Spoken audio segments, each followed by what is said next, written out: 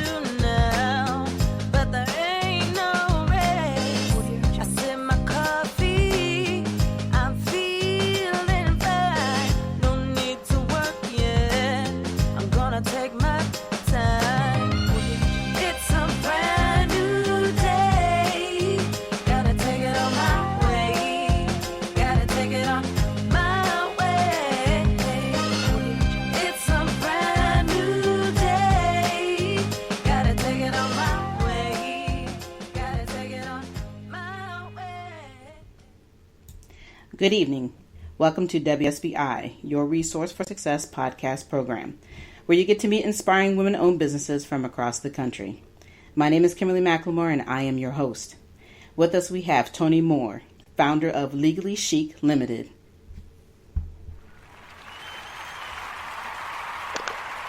Hello, hello, hello. Welcome, Toni. How are you?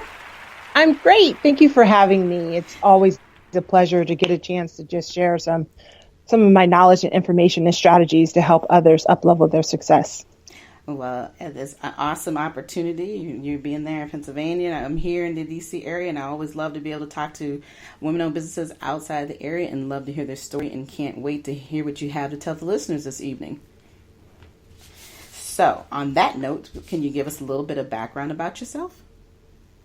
I've been an attorney for about 19 years now. Come May, actually, 20th. I'll be about 19 years old as an attorney, fresh out of law school and all that good stuff.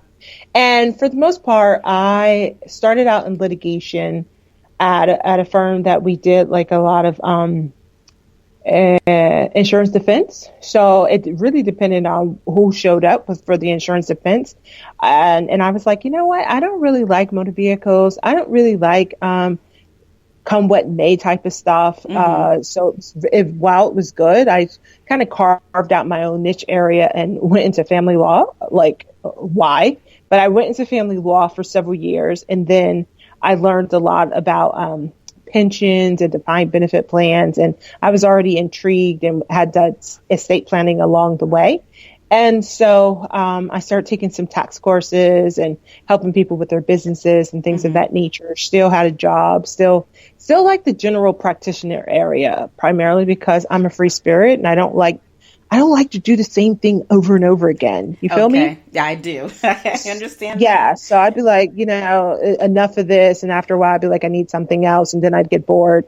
And so the next thing I know, I was able to be at a couple of law firms in their general practice area, which I love. Mm-hmm. And then one day I was just like, you know what? I want to change the world. And so I went over to government and did financial fraud investigations and things of that nature. Okay. And in that area, I learned a lot about multi-structuring. That's why I tell people like, hey, the world is your oasis when it comes to multi-level structuring. Okay. But I also noticed that a lot of people were still operating in the basics. It was just like a certain amount of people knew what to do at the top, but then the other people were just still at the subprime area. So that's when I started to just, have gatherings, and one of my companies is called the Success Institute, but it started out as Diva Moment. So we would just have roundtable discussions just to educate women on what other opportunities were out there. Okay. So slowly but surely, I'm blending the two together. But for the most part, she's pretty separate in that I have an empowerment women's circle. But I also like being a lawyer, trying to let people understand, don't operate at just the basic level. I want you to, even if you have to invest, like my movement is the Be Chic movement. I'm just like, let's be competent, be harmonized, be like, be invested, and basically be compliant. So if you're, competent and harmonized, invested in your success and compliant, you're pretty much not going to be stopped at your level. So that's what I've been up to in probably the past 7 years. Okay, well, you have absolutely been very busy, and I see that you're obviously an attorney, and you've been an author and a speaker, and of course a strategist. But let's backtrack just a little bit. I want to talk a little bit about your childhood. We had kind of communicated a little bit earlier before we actually did the interview, and you sent me some information. I just kind of want to talk a little bit about your background and your upcoming, because I think a big part of your having to go through what you went through as a child is the reason why you are the person you are today. So could you talk a little bit about that for me? Yes, I actually had a very unfortunate childhood. Like anything that can happen to a person pretty much happened to me. I was, I lived in shelters with my biological mom because she was a victim of child abuse at one point and domestic violence. I have 7 other sisters from my mom. So we were living in people's basements. Sometimes she didn't want to be a mom, so we ended up in the foster care or in family members' homes or somewhere, and I was just like, never really liked that. I hated my childhood. I couldn't wait till I grew up. And I was just like, when I grow up, I'm not going to be poor. I am not going to be on welfare. I am not going to be living in foster care. And I'm going to help other children like me. That's what I wanted to do. I just figured I'd make millions of dollars and I'd help them to understand that it's not their beginnings that affects their lives, it's what they do throughout the in-between. Absolutely. So I think the first time I ran away was 8. And thankfully, fate stepped in, or God stepped in, or someone stepped in and told my mom about the Milton Hershey School. So the 3 years prior to my graduation, that's what really changed the trajectory of my destiny. Because I was at the Milton Hershey School, and I was on the verge of getting kicked out. I think I got kicked out of 2 student homes first because I didn't necessarily know how to play the rules. I didn't realize that I was angry. I didn't realize that, I did not know my place. I was adultified because I was the second of 8 girls, So you couldn't necessarily just put me in a spot. But thankfully, someone heard me and they said, look, you can be a kid again. Just try to figure out a way to be a kid again. Do not get kicked out of the school. And I was very smart, but I just had an attitude problem. I'm sure people still think that, but I'm just like, I don't have an attitude problem. I just don't like when people are being played, Right. So that really irks me. So I was at my last student home and I had a couple of teachers. They said, Toni, you're doing really well. Just try to stay here as best you can. And they introduced me to, schools and loans. Because prior to that, I was just thinking, well, I'll just be a hairdresser and probably hang out with a drug dealer as long as I'm not on welfare or in section or in the projects. But so I got introduced to school and loans and an opportunity to just totally changed the way I thought that life would be. And I heard about this thing called law. I never heard of lawyers before. And that's when I was like, wow, I want my voice to matter. So lo and behold, I ended up applying to the University of Penn, and someone at the admissions office heard my story, read my story, I guess, and they saw it and said, hey, why don't you apply for undecided and I'll make sure you get in, because I want to go to Wharton. If I was going to go to Penn, I was going to be a millionaire and I was going to be a businesswoman. That's right. But so they were like, go there. And unfortunately, and this is why I truly believe in mentoring, is that I didn't really know about being competent, about having assistance, about a guide or a sponsor, a mentor. So my first 2 years was really, really crazy. And that I met, for for the cleaner audience, I met Baca and I hung up with a lot of Richards. Okay. Okay. Yes. And unfortunately, I was on academic probation twice. Wow. And the last time I was on it, I had taken this class and I learned about Erickson's 8 stages of development, which the second time my life totally changed. And I was like, what is this? So I learned about development and how we are affected by people. Mm-hmm. Then I was like, wait a minute, if I'm allow these people to affect me so much so that I damage myself, mm-hmm. I wonder what would happen if I stop operating as though I'm a victim and start operating as though my life really did matter. Right. So that's what I did. I had to talk to like 5 of my professors who were about to kick me out of Penn because my grades sucked. Mm-hmm. And one professor from abnormal psychology heard me. I was able to advocate and tell them, please let me take this test again. I promise you I'll do the best that I can. And I will never, ever put myself in this situation again. Mm-hmm. And he believed me. He was like, I'll tell you what, though, even if you get an A, I'm just going to give you enough so that you don't get kicked out. So instead of getting that A, because he gave me 48 hours mm-hmm. to memorize 12 weeks of work. And I aced it like nobody's business, like my life depended on it, because I really didn't want to go back to the projects. Right. You know, I was my own saboteur, but I also, something inside of me also wanted to be my rescuer. Right. So I rescued myself. And by the time I graduated, I was at a B average, mm-hmm. and I was residential advisor, like someone who was about to get kicked out, right. A residential advisor. Mm-hmm. You know, I took a year off and then I went to law school like a boss. I was like, you know what? I'm going to be like this Johnny Cochran. I'm going to make my voice matter. I'm going to be a civil rights person. And then life happened, you know. Right.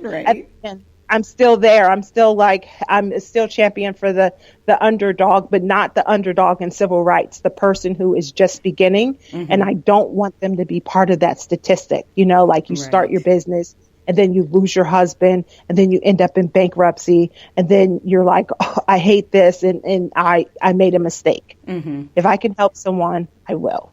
Right. And that's the thing that I love. I was just listening to your whole story here. And the thing that's amazing how, you know, we as human beings, it's so easy for us to bounce back when we need to. But to know that, like you said, you were sabotaging yourself, but at the same time, you saved yourself.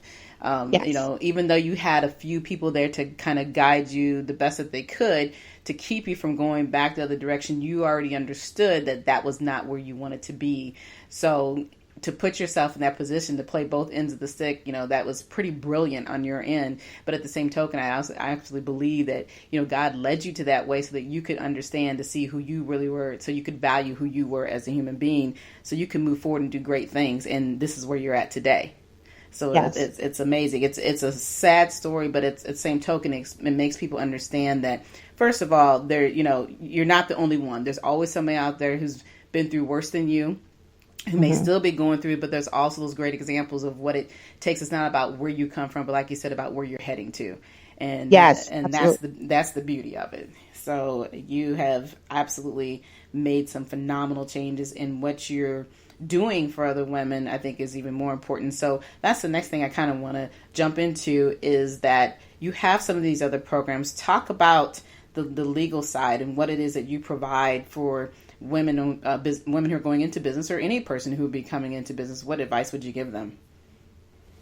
The first advice that I tell people that I wish somebody had told me was to be clear about the product or service that you're offering the market. Mm-hmm. Because most of us want to do well and we want to do good and we want to help people, or we want to tell our story. But I'm ultimately like, if you're going to monetize that, if you're going to profit wise, you need to identify what it is you're going to do in the marketplace. And once you know what you're going to do, then you can identify whether or not, you know, what business entity you want to do it. Clearly, if you're just interested in stocks and bonds, you're not going to open up a nonprofit, right? Right. Mm-hmm.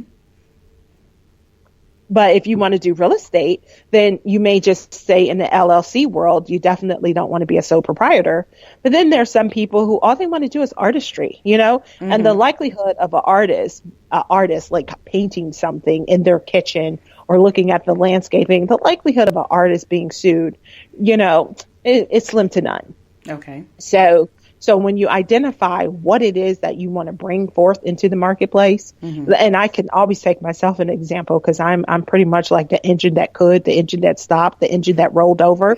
But when I first started out, I was like, I just want to help women. That's all I wanted to do. I just wanted to help women because my mom, I was trying to be her own career coach. They didn't call it a career coach, but 9 years old, I was like, Mom, you can't be on welfare, Mom, you got to start sewing hankies, the hankies that people put over their skirts or whatever. She's a really good sewer. I'd be like, Mom, go to beauty school. Mom, go to secretarial school. And the crazy thing is I have a 9-year-old son who is so much like me.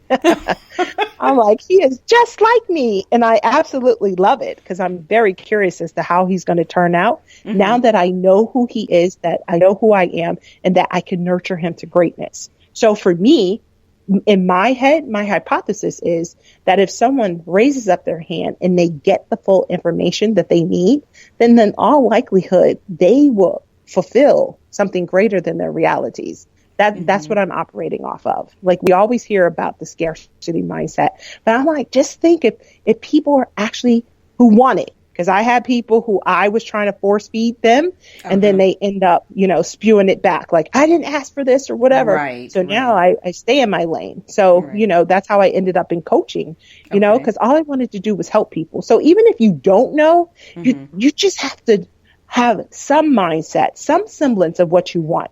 And when I ask, well, what do you want? Most women can't tell me. They can tell me what they don't want, but they don't tell me what they want. Even when they have going through a divorce, I don't do divorces anymore at all. But when I did, people used to be like, well, I don't know. I'm like, the dude cheated on you. You met his other baby mamas. You know what I mean? Right. What do you don't know? But then I'd be like, okay, well, when you're ready, when it's time to make that decision, you'll know. Just ask. Ask universe, divine source, and ask yourself, ultimately, is this the life you want to live?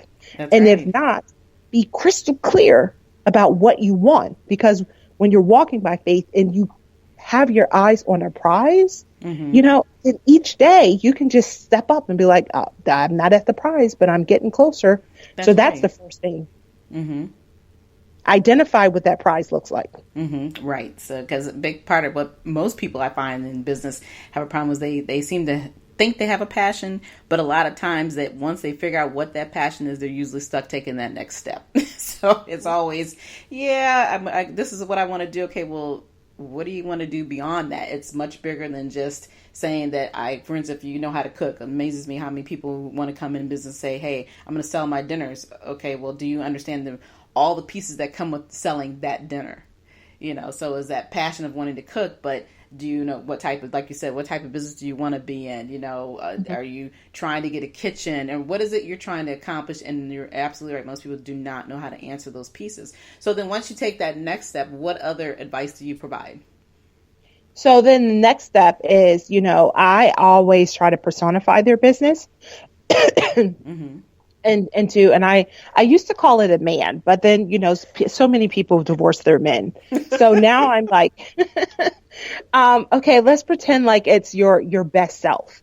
Like, I want you to personify your best self like nobody's business. And when you personify your best self, what do you call her? Because most of us, since the moment that we came, for birth, our birthday, there's always been someone shaping our head or telling us to sit down and shut up or do this or do that, or we don't think that this is the best thing. So I was like, so when you birth out your baby business, this is you. This is all that you are. You speak into her, because I work with women, so I just make it a her, your alter ego. You speak into her and you dress her well.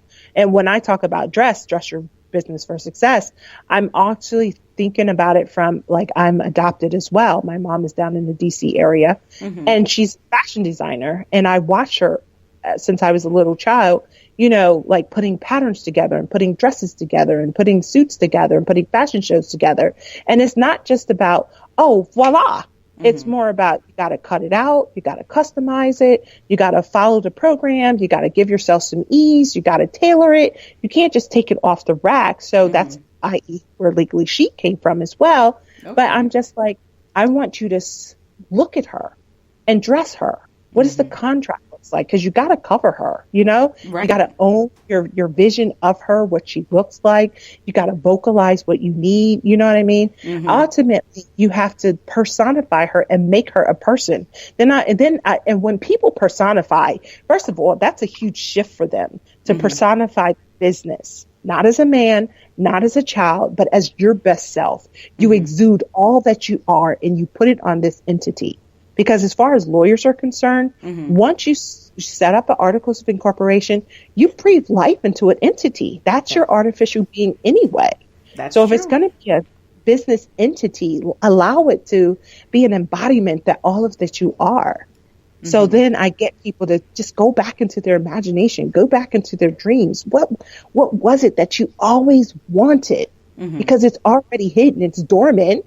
But once they identify that, and I say, now speak her name. Now here's the deal. You can't speak her name, call yourself Toni Moore Tasty Cake. You know, just like, you know, there's a couple people who know the hard way, when you speak a name and you violate someone else's name, friendships have been lost when you take other people's names. That's right. Yeah. Yeah. Similarly, if you speak and you name and claim your best self as with someone else's, it could be a violation. It could be someone's trademark. And I know, like, a lot of people don't think of a name. And I get phone calls because I do trademarking, you know, and they're like, oh, I want it to be Bubba's R.Us of the Most High. I'm like, dude, I want you to think of a trademark as something that you're going to put on a watch, something that you're going to put, you know what I mean, on a T-shirt, you know, something that is marketable because you're trying to make money off of it. Right. That's like, right. Oh. That's right. Yeah. It's all part of branding yourself, but you got to know who you are first. Absolutely. Yeah. And know who you are. Go ahead. And if you don't know who you are, then you make her into your best self. Absolutely. Brand her. Yeah. You know? Yeah. Well, and the thing is, I love listening to you talk here is that because you, even though you're an attorney, you give people that comfort. You know, you don't have to feel like you have to be afraid to, you know, spill all your information and understand that what you're trying to mold yourself as to be, even though, like I said, you know, you have that passion and that power about what it is you want to do, but you give people the ideas of understanding that you have to have a vision, but you're making it so simple and easy. And most attorneys are not always this blossoming and easy to talk to. You know, most of them are usually kind of dry, you know, and most people are worried about, well, how much do I got to pay within the hour, you know, in order to get this accomplished. So this is really a great idea of being able to have the opportunity to sit down and talk to somebody like you who knows all the legal part of it, but at the same time, you're helping women to blossom and grow and to reach their realities, to make that dream become a reality. And I love that. So yeah. The one thing I do want to ask, so we have so much of the good stuff we're talking about. Tell me a little bit about the challenges that you have faced. Well, one of the challenges that I face, and now I tell people all the time, is that I thought that I had to be all things to all people and still not ask for help. As women, I'm African American woman. And, you know, the way I was raised, it's like, you know, you're supposed to stand up on your own 2 feet. And even if you're crying or even if you're abused, you're not supposed to tell anybody your business, you know? Yep. But when you don't tell people your business, then you don't get the help that you need. Like when I first started my first company, which was Moore Legal Services back in probably like 96, 97. Okay. Wait, no, I graduated in 98. So it's about like 2000. We'll say 1999 to 2002. And I didn't know about this whole thing of like selling or marketing because in law school, we were just problem solvers. But, you know, in this day and age, if you actually wait for people to knock down your door and you're not putting people into your tunnel of love, you know what I mean, then you're going to be forgotten, you know, or people will just make assumptions about you. Like they'll come to you as like when they need it, as opposed to understanding in my field. I'm like, you don't want to contact a lawyer when you need a lawyer because your damages are already done. Now you're going to have to pick the position. You know what I mean? Yeah. As opposed to like handling your business. So I didn't know that about sales, and I'm learning a lot about sales. That's not my dharma. I didn't know about marketing. I didn't know about branding. You know what I mean? So years ago, when I first did it, I did it on myself, and then I ended up at another law firm because I failed miserably. But the reality is you really didn't fail. You actually learned something from that, and that's the key. So you tried, you thought you had some of the answers, but it's okay. And I think that a lot of times people, when they think that they failed, they look at that as being a negative, and it really wasn't the fact that you failed, but you took everything that you learned and said, okay, well, you know what? This didn't work. Let me keep pushing, because that's what you wanted to do. You made that choice that you were going to be something and somebody, so you pushed forward. So I always look at things as not truly being a failure, unless you decide to just lay down there and just say, I'm not going to get back up and do anything. That's true. And I ended up going to a law firm, and then I was just like, oh, I can't do this. You know what I mean? I can't do billable hours, especially when it felt like I needed to. I used to make jokes all the time. I'll call my friends. I'm like, oh my God, I'm kissy. They got me picking the cotton folders and the files. I can't do this. So that's how I ended up getting into enforcement. Because I had, and that's another thing, is that when you find your voice, and that's a challenge, is getting people who think they know you to appreciate who you've evolved into. That's a big, hard problem. It took me a while to understand that everyone's not going to like me. Right. And now I'm okay with it in my mid 40s. But I wasn't in the beginning, So that rejection theory, that should be in every entrepreneur school, business, that type of thing. Because if you're molded and shaped to feel like you need someone to love you and to have you and hold you and to complete you, and then you show up and you manifest, you create something, and then you get rejected, that hurts like nobody's business. Right. Well, and the same time, I mean, what you're saying, that's really just life in general. I mean, it happens to all of us, and it happens to the best because, like you said, some people feel like they have to have all that, and then once you make it to a certain point, they want everybody to love them and like them, and they think the whole world should come for them, and at the end of the day, it doesn't always work the way, because some people just aren't, as I tell them, you're not going to always understand your grind. They're not going to always understand who you are or why you are who you wanted to be, and it's okay. It's just that you're moving in two different directions, but you have to know how to continue to move forward without feeling like you have to be accepted by all. So it is a valuable lesson on both ends. Yeah. And you know what? And that's something that always has to be learned over and over again, because I still get phone calls, because I'm a lawyer, but I'm feel like I'm more like a business coach, because I get just as many phone calls on the business side. And I'm like, oh, truth knocked on your door, I see. I was like, right. Truth knocked on your door. Right. And then I had to tell this one woman, because she was really upset because her husband's not part of her group. I was like, you are his wife. You're not his coach. Right. He doesn't have to be like your client. You have to understand, you need to parse that out. I was mad when I first did my first Diva Moment events, and family members and everybody who was sucking me for all dry of all my legal knowledge wouldn't show up for a $10 ticket. Right. I know, it's like you always feel like the people who are the closest to you, all your friends, is like, yeah, they say, I'm gonna support you. Now you don't see anybody or hear from them, but lo and behold, when they need something, everybody's knocking at the door. Yeah, I understand. So, and you literally have to let that roll, off your back. Otherwise, you would be crazy the rest of your life trying to depend on your family and friends, right? We laugh, but let me just tell you, because I feel like I need some wine or something. But let me just tell you, sometimes when they call me, I just want to check and see if they bought like Bossism or, my album that I wrote and co-created, or if they bought Boss Up, like, are you even on my mailing list? Like, but you want me to sit down and give you all this legal knowledge. But then I have to rebuke that. I'm just like, they're obviously not my clients. But who knows? They may know someone who knows someone who knows someone, right, deep down through the years that might manifest into something. Yeah, yeah. You always got to take the positive with it. So absolutely. So I'll call you just Kimberly Positive Macklemore, okay? exactly. Okay. A few more questions here.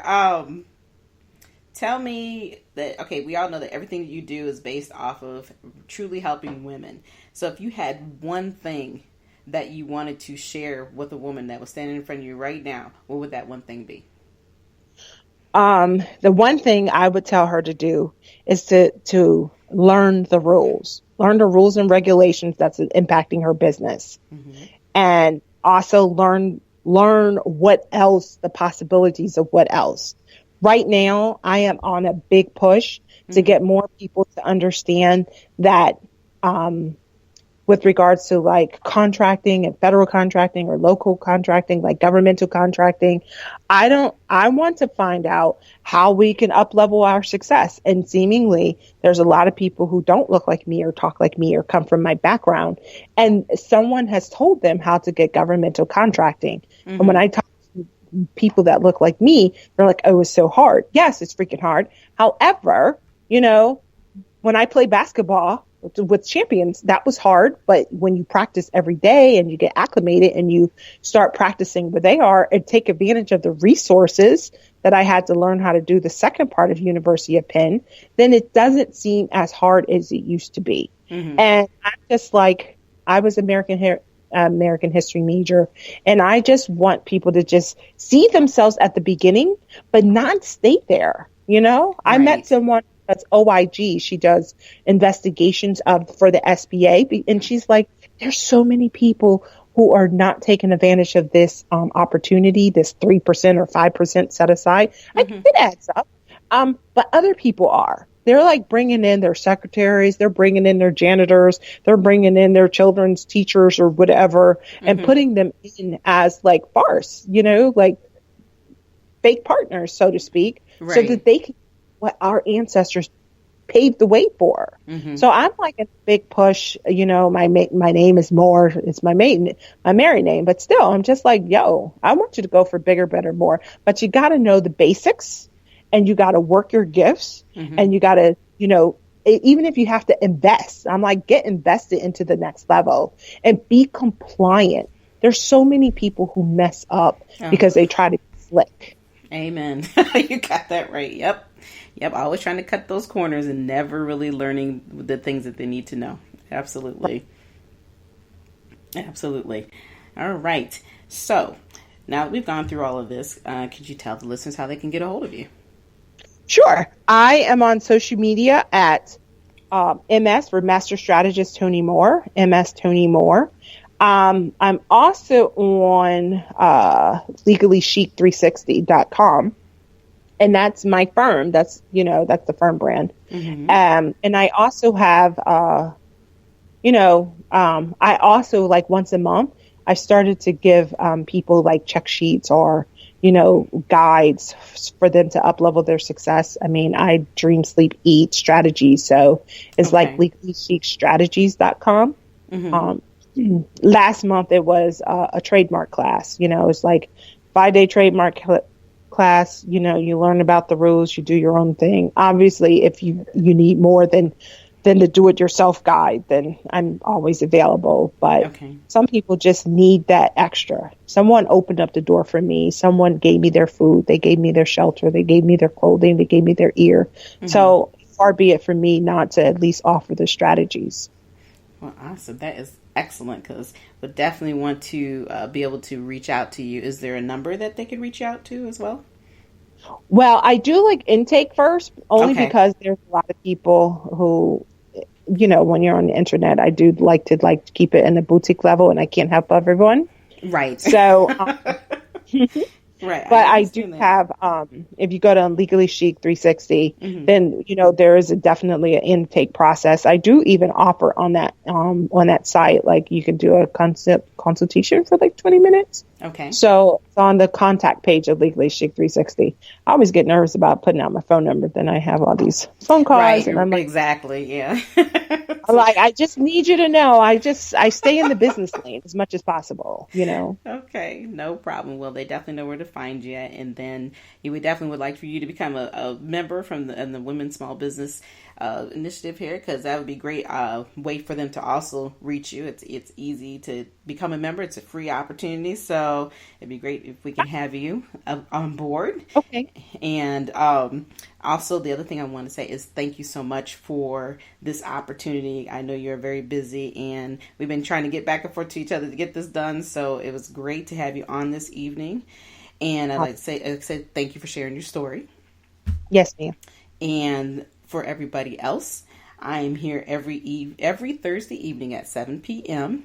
And you can also find me on the WSBI website anytime at www.wsbillc.com. You can also visit me on Facebook, LinkedIn, and Instagram. But until then, you all enjoy your evening.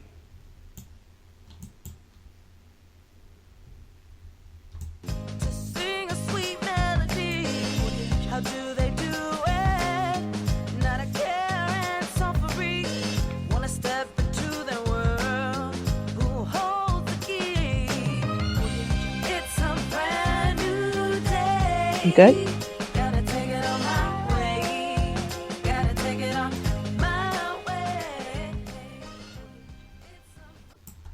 All right. We are good. Cool. Let me just double check this real quick.